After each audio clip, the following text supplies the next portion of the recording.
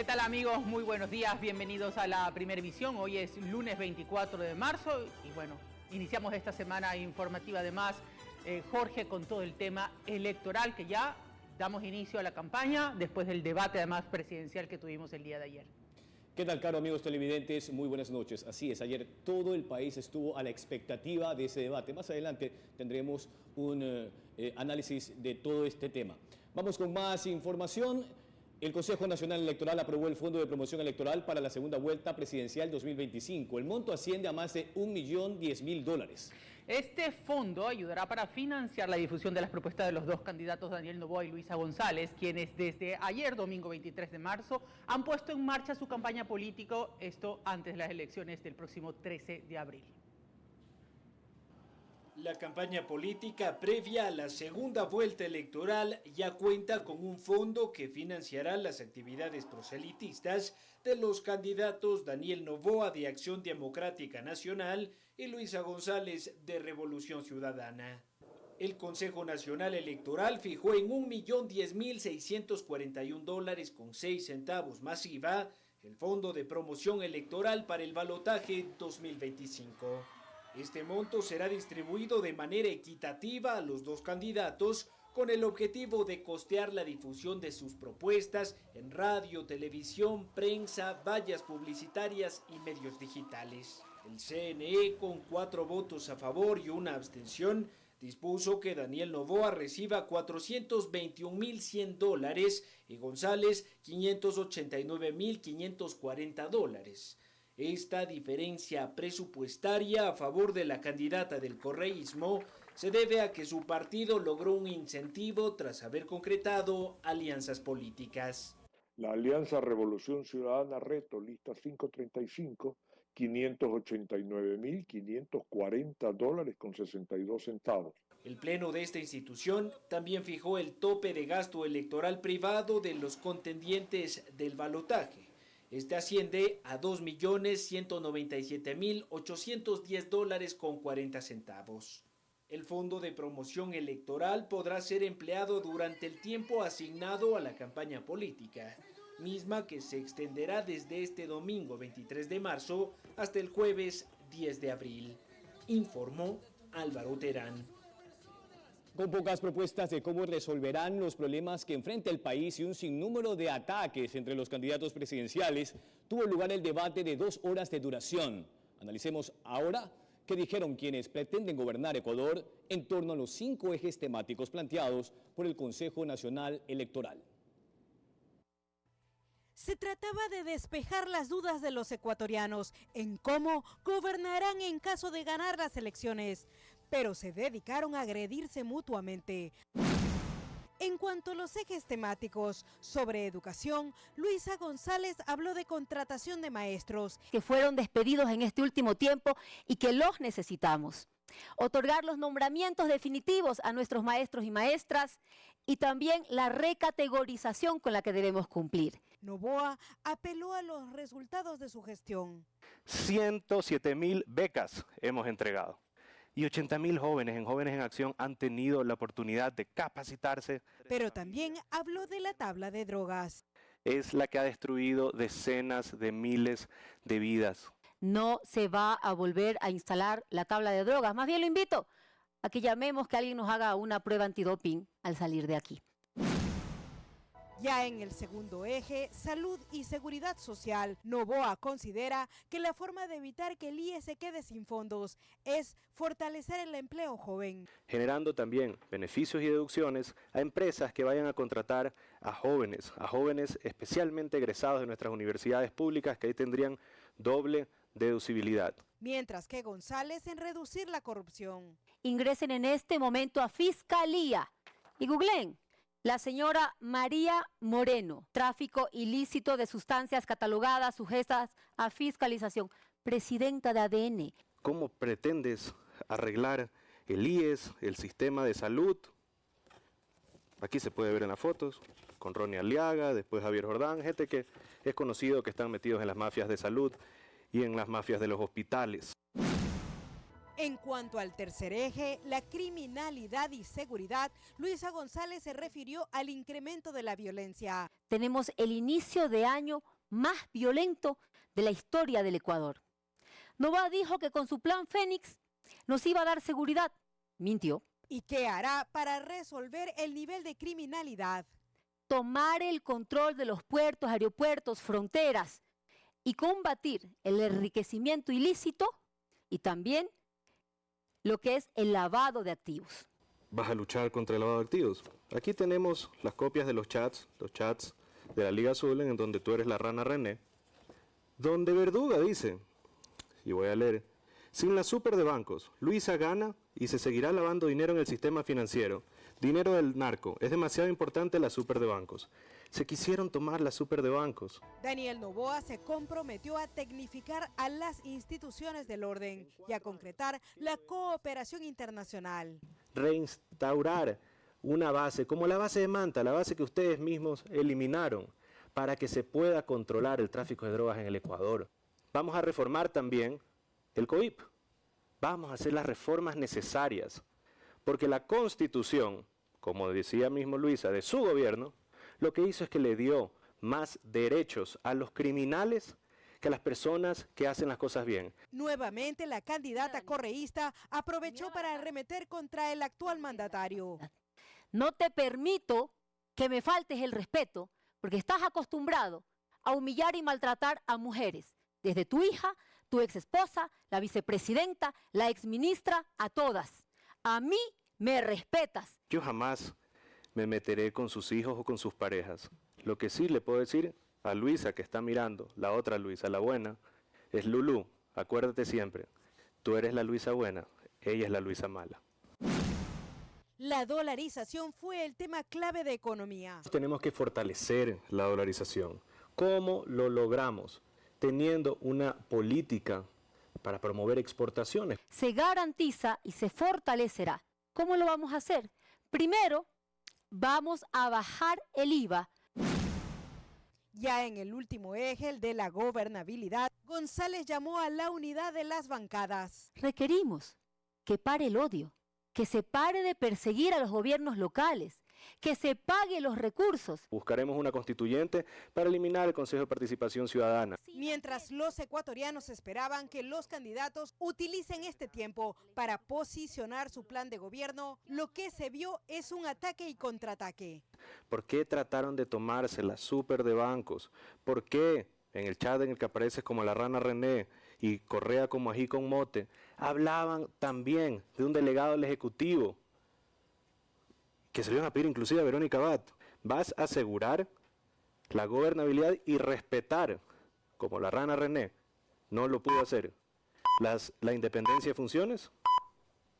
1 minuto con 30 segundos para responder la interpelación, candidata González. Para ti el Estado es un moped, para ti el Estado es una burla, para ti el Estado y la necesidad de los ecuatorianos es seguir mencionando la rana René. Rana, pero jamás el cartel de los sapos. Acabas de aceptar que eres la rana René, en cambio no tienes pruebas de que yo me haya metido en el TCE, ni el CNE, ni Fiscalía. Informó Maite Morán. Vamos a otros temas. Una mujer fue liberada por la policía tras haber sido secuestrada por varios antisociales en el bloque 4 de Flor de Bastión, aquí en la ciudad de Guayaquil. Le contamos más a continuación.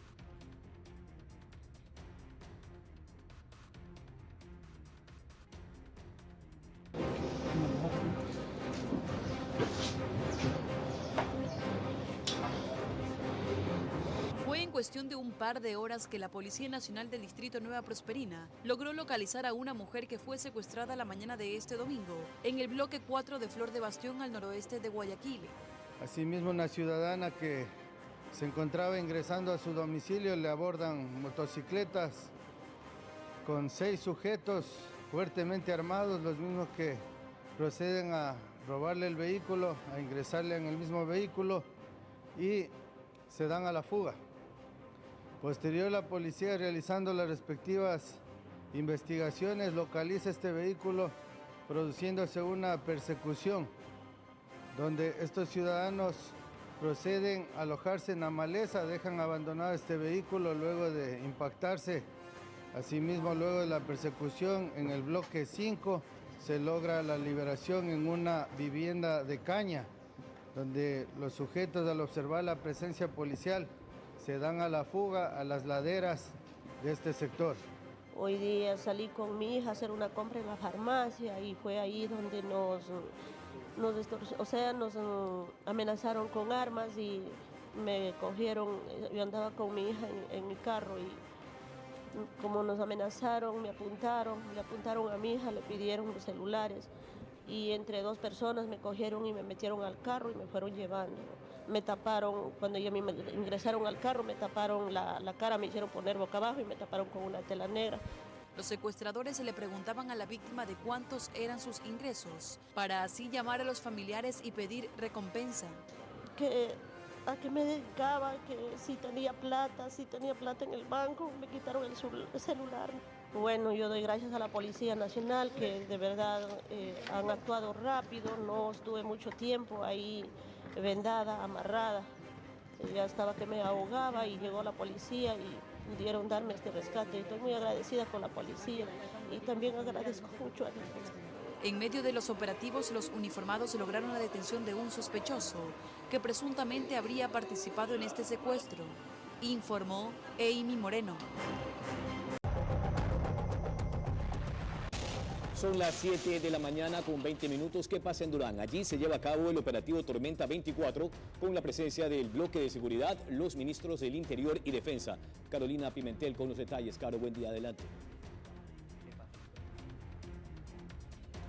¿Cómo estás, Jorge? Buenos días, Caro. Así es, nosotros estamos acompañando al bloque de seguridad, estamos también acompañados de los ministros del Interior y de Defensa que están recorriendo algunos sectores del Cantón Durán y en este momento nos encontramos dentro de una vivienda del Recreo. Yo les quiero mostrar cómo es esta casa que ha descubierto la policía y que ya es la segunda vez que la visitan, pues hace poco también se dio una muerte violenta justo en la puerta de esta casa. Pero en esta ocasión la visita se da pues por parte de las autoridades para revisar también algunas evidencias que han encontrado. ¿Cómo están? Buenos días, señores ministros. Buenos días. Sí, efectivamente en esta casa hemos encontrado varias cosas. Primero nos hemos encontrado con un dron que utilizaban para ver si la policía llegaba o no llegaba al sector. Luego hemos encontrado radios de comunicación, hemos encontrado teléfonos celulares que presumiblemente eran utilizados para extorsionar a la gente. Es más de 25 celulares y hemos encontrado también un sector de la casa donde traían todo lo robado, separaban de lo que le interesaba y dejaban botado el resto. Cabe recalcar que este es un golpe que hemos hecho como bloque de seguridad y ahora también hacemos un llamado al municipio de Durán que haga su parte. Estas casas que estamos encontrando tienen que ser o devueltas a sus dueños o destruidas. Es la segunda vez que llegamos a esta casa y tenemos que hacer algo al respecto. Acá están los celulares, por lo que vemos, y también las dosis de droga. Sí, efectivamente hemos encontrado una gramera, hemos encontrado primera vez que nos encontramos acá con heroína. Es una droga bastante costosa que hemos encontrado y otra sustancia que parece que fuera cocaína. Definitivamente esta era una casa utilizada para extorsión y microtráfico. Así que estamos todavía levantando información para ver qué más encontramos. Muchas gracias. Ministro Lofredo, ¿qué se va a proceder en este caso con esta casa? ¿Se la va a derrumbar? ¿Se va a empezar un proceso con la Fiscalía? ¿Cuál sería pues el paso para destruirla finalmente? Porque definitivamente es una guarida de delincuentes. Esta es una casa multipropósito, guarida de delincuentes, casa para distribución de droga y además de eso también casa de consumo. Necesitamos tener los protocolos correctos para poder destruir estas casas. Necesitamos que el municipio haga su trabajo para poder encontrar a los dueños, devolverla y si ellos no se van a hacer cargo, pues proceder a la destrucción. Hay más teléfonos, más evidencia, ropa. Parece que también el contenido de carteras que robaban. Sí, una guarida de criminales donde traen las cosas robadas, hacen la selección de lo que sirve, lo que no sirve y además también teléfonos que pueden ser utilizados para extorsionar a las personas. Desde estudio tenemos una pregunta con Carolina Mela. Caro, te escucho, espero escucharte bien, a ver. Sí, Carolina, ¿me escuchas bien? Probemos primero ese audio. Carolina, quiero consultarte aprovechando que estás con los dos ministros ahí, y es que, ¿qué viene después de esto? Porque hemos visto los ministros en estas intervenciones y allanamientos en distintas partes. Lo vimos, de hecho, el fin de semana en Sociovivienda 2, y sin embargo, unas horas después, unos minutos después de lo que ellos salieron, pues las balaceras continuaron en Sociovivienda 2. ¿Cuál es el plan después de los allanamientos que hacen a estas viviendas? Allanamientos que las vemos todas las semanas. ¿Qué es lo que viene? ¿Cuál es la estrategia para realmente erradicar este problema?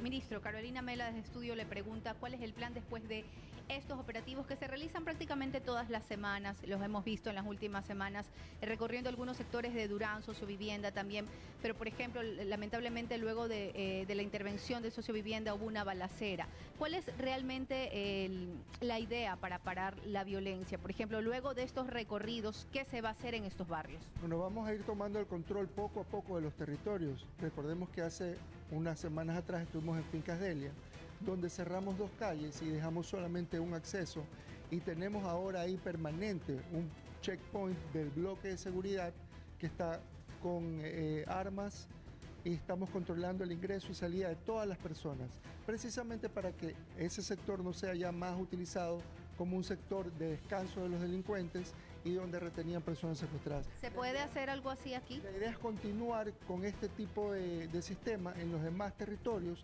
para ir controlando poco a poco y ganar estos territorios en donde opera el crimen organizado y que sean territorios del bloque de seguridad. Pero por ejemplo, estos sectores del Recreo tienen múltiples entradas y salidas. ¿Cómo jugar? O sea, ¿qué calles tapar, qué calles cerrar? ¿Qué hacer exactamente? Bueno, esa parte específica de la estrategia operativa táctica tenemos que dejársela a los expertos, que son los miembros oficiales de Fuerzas Armadas y Policía, pero la directriz de la estrategia política es esa: recuperar los territorios y mantener el control de los mismos. También pedirle a la Fiscalía... a ver, Caro, tenemos otra pregunta, te escucho. Sí, Carolina, justo hay 2 cosas claves que está diciendo, ¿no? El ministro, ¿no? Este control de territorio, ¿qué significa además? Más militares, lo vimos, él ponía el ejemplo de lo que ha hecho en Durán, por ejemplo, en Fincas Delia, ¿no? De que dice, pusieron una sola ruta. ¿Por qué Sociovivienda, por ejemplo, no se hace una cosa similar para mantener el control, por lo menos de un momento, en la contención? Y además, a largo plazo, más allá de la militarización, ¿qué viene? ¿Qué nos espera? Se cortó. Sí, Carolina, te preguntaba. Sí, escucha la pregunta, Caro. Te preguntaba, ahí me escuchas. Dice, Caro, la pregunta es si esta estrategia significa más personal policial y militar en las calles, o van a cambiar pues la idea de brindar la seguridad en sectores como Durán. Bueno, no necesariamente es más personal, es simplemente la estrategia correcta, los medios y equipos y la tecnología correcta para poder establecer control. En el caso de Fincas Delia no fue necesario más personal. Al tener los accesos controlados, inclusive se puede reducir la cantidad de personal. Entonces, pero sí, Muchísimas gracias, ministro. Vamos entonces a seguir mostrándoles esta casa, porque al inicio de la casa pues les quiero mostrar algo en el ingreso de la vivienda. Hace un mes aproximadamente en este lugar mataron a alguien, a una persona con antecedentes penales, justo en este punto, y ya es la segunda vez que llega la Policía Nacional. Ustedes pueden ver cómo queda todavía las huellas del crimen. Imagínense ustedes las manchas de sangre. Aquí, justo en este punto, en esta vivienda, mataron a una persona con antecedentes penales, y de hecho aquí en el lugar también, según la Policía Nacional, se han realizado disparos en las últimas horas, pues han encontrado algunos indicios, algunos casquillos. Con esta información nos vamos a ir a un corte comercial, pero al volver tenemos más noticias.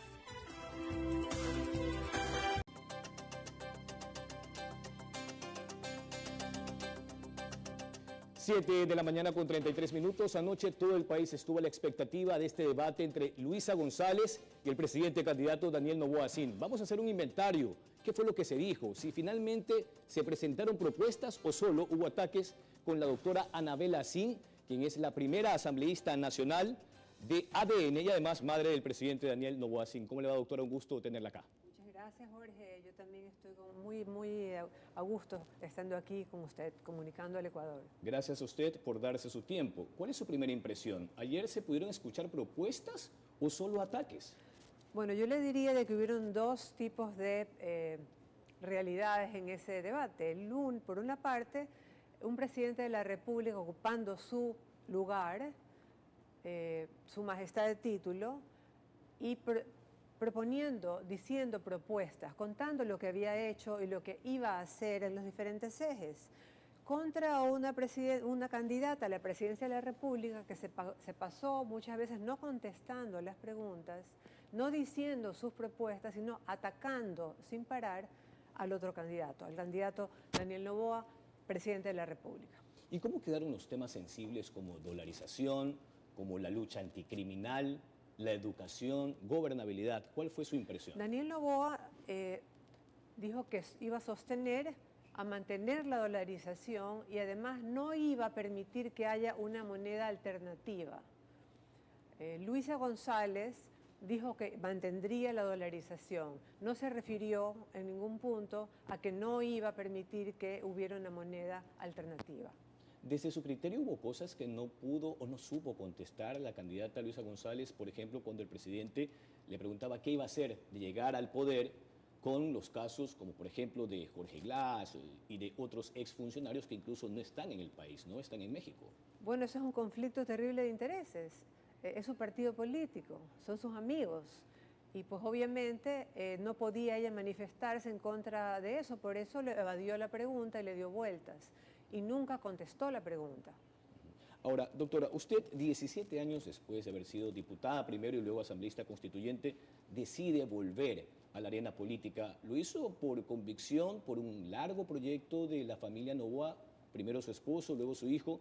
Y dicho sea de paso, su hijo finalmente concreta, ¿no?, una larga visión al cabo de casi 22, 23 años, llegar a Carondelet. Bueno, quiero decirle, Jorge, que yo tengo pasión por servir al pueblo ecuatoriano. Esta pasión me ha acompañado durante 30 años de mi vida y resulta que todavía la sigo teniendo. Cada vez que voy a una brigada médica se me hace el día. Estoy contenta, regreso satisfecha de poder haber logrado impartir salud, dar consuelo, mejoría a niños, a madres, a personas con discapacidad. Y es por eso que cuando Daniel Noboa empezó este proyecto político y pues se vio la oportunidad de que él se reelija como presidente, él me llamó y me pidió que si quería acompañarlo siendo asambleísta nacional. Y créanme de que yo lo que hago lo hago a nivel pequeño, en micro, pero a nivel de la política, la ayuda social, la ayuda en salud, le llega a todo el pueblo ecuatoriano. La política es fantástica porque la política llega a todos y los planes políticos y las leyes le llegan a todo el pueblo ecuatoriano. Se ayuda más y mejor estando dentro de la política. Por eso lo hice. Ahora, sin duda, desde la oposición se puede criticar que se utilice la labor social como un capital político, pero, a ver, la Fundación Cruzada Nueva Humanidad nació en 1981, doctor. Así es. Bueno, críticas habrán siempre, pero los hechos son los hechos, ¿verdad? Haber trabajado en salud no se lo puede criticar. Eso es un plus. Eso es algo que se lo debe ver como algo positivo. Qué bien que hay una candidata que tenga a su haber una historia de trabajo social. Es algo bueno. Estoy llevando mi trayectoria, mi experiencia a la Asamblea. Ahora, cuando usted está en la calle y sin duda continúa con su propia labor de solidaridad, ¿qué le dice la gente? Bueno, la gente me dice de que tienen muchos problemas de salud, de que a veces hay deficiencia en los hospitales de personal, la infraestructura está, falta un poco más de personal, y eso yo pienso que es lo que hay que ayudar a que no siga pasando. Necesitamos más médicos, más docentes, más enfermeras, para que haya una buena atención y una atención a todos. Pero esto es algo difícil, esto se ha logrado poco a poco en este gobierno. Han habido muchísimos problemas porque dentro de los hospitales existen actividades políticas de mafias que trabajan dentro de los hospitales. Unos están a cargo de la cocina, otros están a cargo de la venta de medicinas. Entonces es increíble el sabotaje dentro de los hospitales que reciben el pueblo ecuatoriano y no sabe qué es lo que está pasando. Nosotros sí sabemos. Son personas que no quieren que reciba salud el pueblo ecuatoriano. Gente mala que lo que quiere es que sus intereses protervos priven y nada más. Ahora, doctora, de lo que se conoce, usted sería mocionada en su condición de la asambleísta más votada de ADN para que presida la sesión de instalación, que es una cosa. Luego allí, usted sabe, como exdiputada, deben elegirse las autoridades de la mesa legislativa. Para eso necesitan la mayoría absoluta, que ahora, con 151 asambleístas, debe ser de 77 voluntades. ¿Cómo va eso al interior de ADN? ¿Ya se han hecho las conversaciones, de pronto acercamientos con los grupos minoritarios, ¿no? Entendemos Pachacutic, PCC, los de minoría? Bueno, la sesión inaugural la voy a presidir yo como la asambleísta más votada. Y pues ahorita quiero decirle que nuestro partido está enfocado en llevar a nuestro presidente a la reelección. Y todas nuestras energías en este momento están dedicadas a que eso ocurra. Habrá tiempo para pensar en hacer mayoría y poder lograr la presidencia de la Asamblea. Estamos seguros. Una vez que llegue nuestro presidente a la reelección, a ser reelecto presidente de la República. Es decir, ahora están enfocados en ver quiénes se suman de pronto para la segunda vuelta. Usted sabe que esto se logra multiplicando votos, ¿no? Sobre todo esos 2 millones de electores que se fueron por otras tendencias, habían 14 candidatos más, y también hay 2 millones de ausentes, los que no se decantaron por ninguno de esos 16. Es cierto. ¿Cómo están en esa línea? Bueno, en esa línea vamos adelante.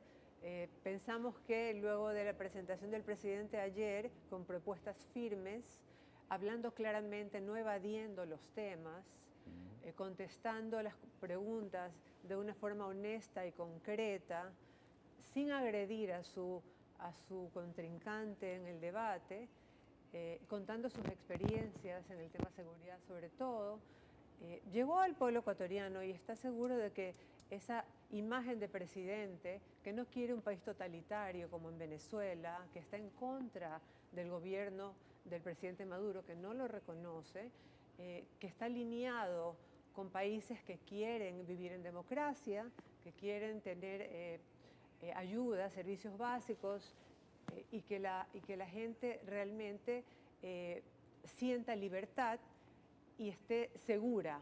Él piensa con la ayuda internacional traer al país refuerzos, inteligencia para controlar el crimen organizado, que es transnacional. Nuestro crimen no es nacional.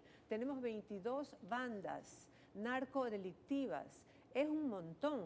Por lo tanto, necesitamos ayuda internacional y eso lo planteó el presidente. Planteó que se regrese las bases militares, por ejemplo, como fue el caso de la base de Manta, no por, digamos, hacer a un lado a nuestras fuerzas armadas, ¿no? O minimizarlas de ninguna manera. Aquí todos tenemos que apoyar, que venga gente con inteligencia y conocimientos para que trabaje junto con nuestras Fuerzas Armadas y nos saque adelante. Bueno, eso es realmente lo que se planteó ayer. Y con eso estamos trabajando a nivel nacional y pienso que va a despertar mucha gente que no estuvo para el día de las votaciones, de que no pudo votar por otras razones y que votó por otros candidatos que no pasaron a la segunda vuelta. Doctora, vamos a hacer una pausa comercial. Estamos con la doctora Anabela Sin, ella es primera asambleísta nacional de ADN y madre del presidente candidato Daniel Noboa Sin. Son las 7 de la mañana con 43 minutos. Vamos a una pausa comercial. 7 de la mañana con 48 minutos. ¿Cuáles son las propuestas en materia penal? Usted, como la primera asambleísta nacional de ADN, ¿qué plantea para fortalecer la lucha anticriminal? Por ejemplo, ya vio lo que pasa con las vacunas y los secuestros. Han sido delitos muy complejos de bajar. Mire, más de 50 proyectos de ley de seguridad no han sido debatidos, urgentes, en la Asamblea Nacional. Está en deuda la Asamblea con el pueblo ecuatoriano. Esta Asamblea que se va sin haber hecho esto. ¿Está en deuda? Está en deuda porque leyes importantísimas, reformas al COIP para que los jueces no puedan dar medidas precautelares a asesinos, a narcotraficantes, a violadores, no se han puesto todavía vigentes, o sea, no existe ese cambio en la ley. Y eso es terrible porque siguen sueltos a esas personas en la calle. Además, el COIP también tiene que hacer cambios para promover que haya justicia en niños, niñas y adolescentes, en el abuso cibernético a los cuales ellos están expuestos. Hay leyes también que protegen a los agricultores y a los agropecuarios. Leyes importantes que deben de ser de seguridad, que deben de ser aprobadas. no estamos en sintonía con lo que está pasando en seguridad en nuestro país. Y hacia eso hay que hacerlo.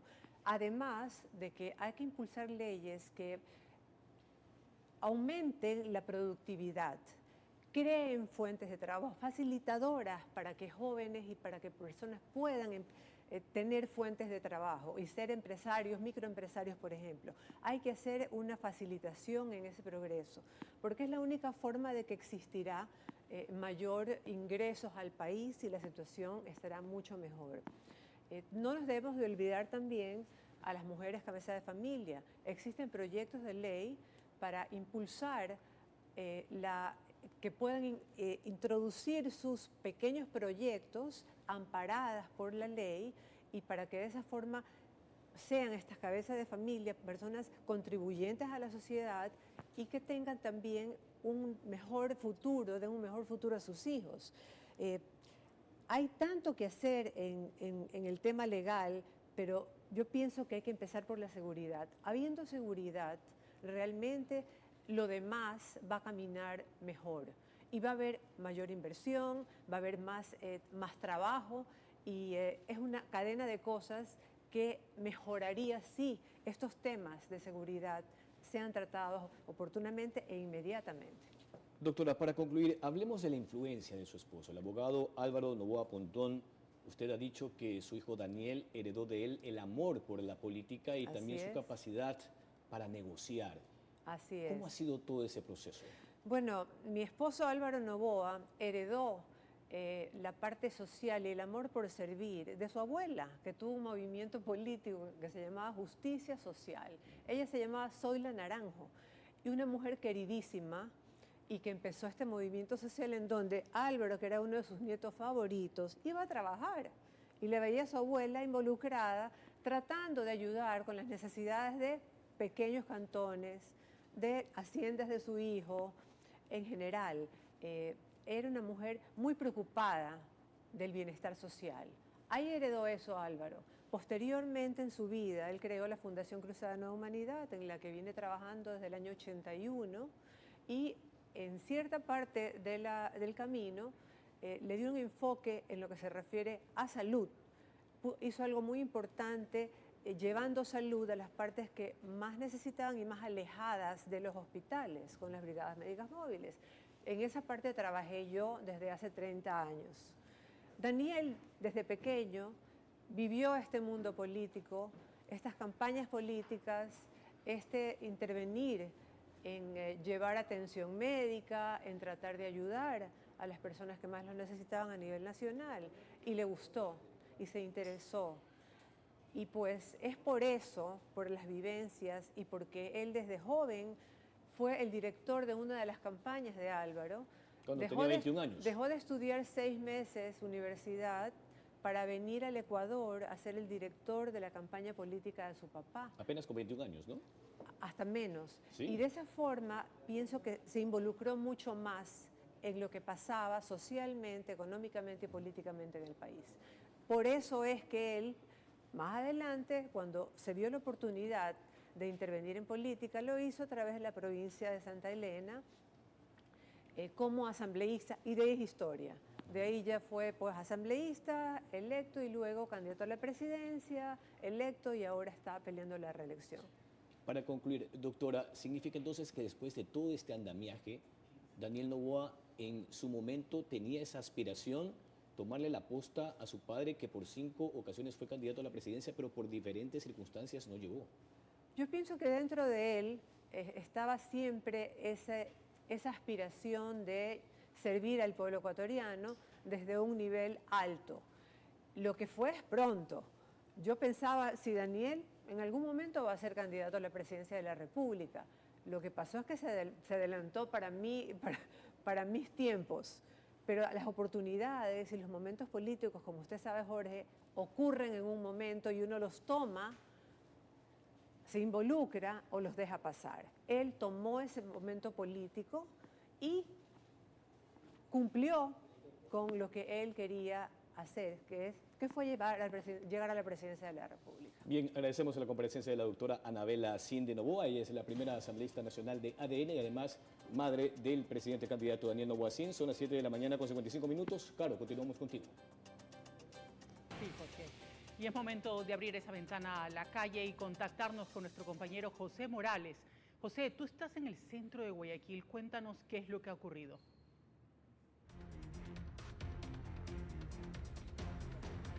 Gracias, compañeros, amigos televidentes. Seguimos nosotros ubicados, miren ustedes, al momento, la presencia de ciudadanos que colaboran, que participan, que brindan su mano de ayuda, en este caso su vehículo de ayuda también.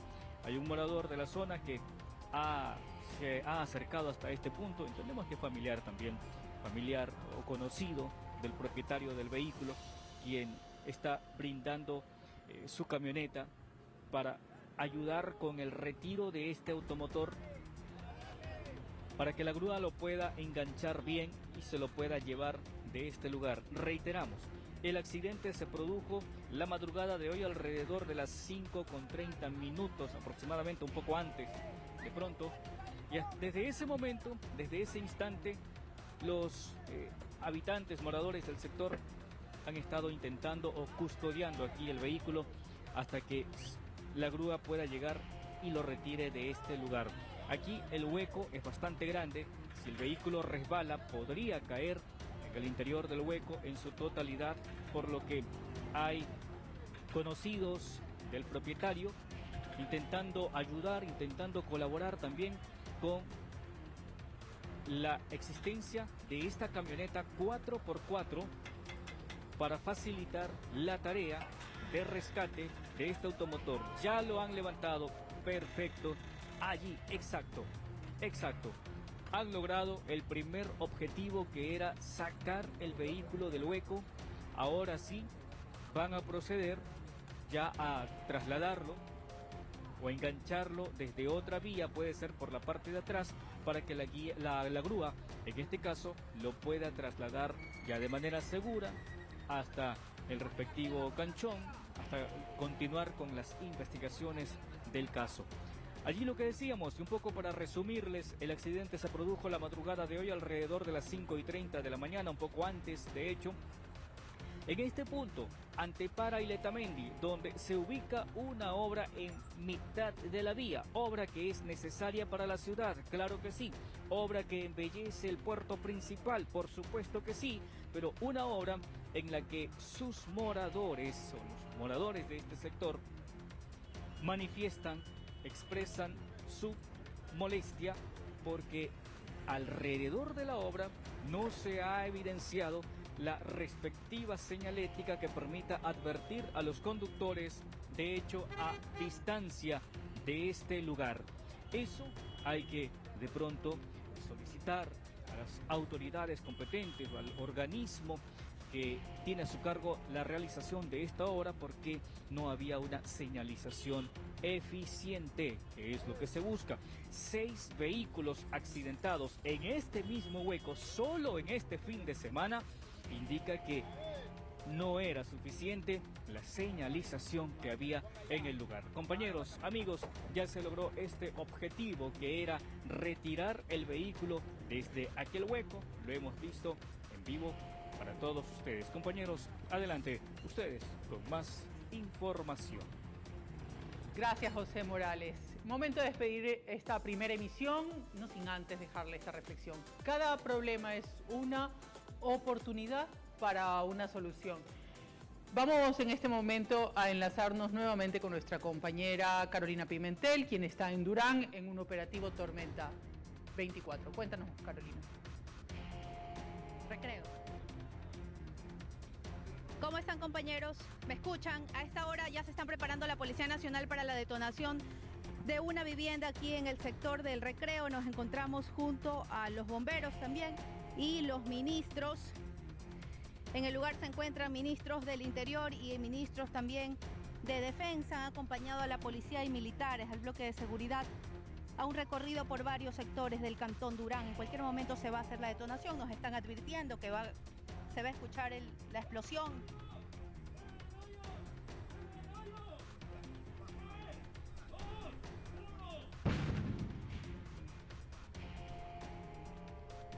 Bueno, ya escucharon en este momento, se dio la detonación, se trata de una vivienda.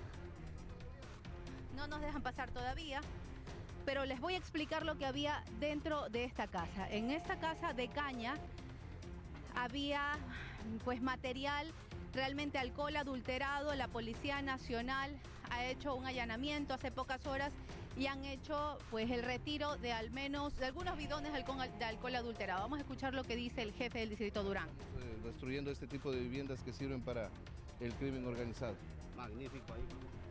Coronel, ¿qué encontraban en esta vivienda? ¿Por qué se decidió destruirla? Vamos acercándonos, por favor, si nos acompaña. Ya, en esta vivienda se encontraba un laboratorio para fabricar alcohol adulterado. Ustedes saben el riesgo para la salud humana de consumir este tipo de bebidas. Personas han quedado ciegas por esto aquí, sin ningún tipo de control, en un lugar totalmente remoto, con agua de sequía, hacer este tipo de bebidas. Realmente un gran riesgo para la ciudadanía, y eso es justamente Van a poner una cápsula más de explosivo. Ahí está el explosivo. Vamos a retirarnos, Luis. Luis, vamos a retirarnos porque no se concretó la explosión.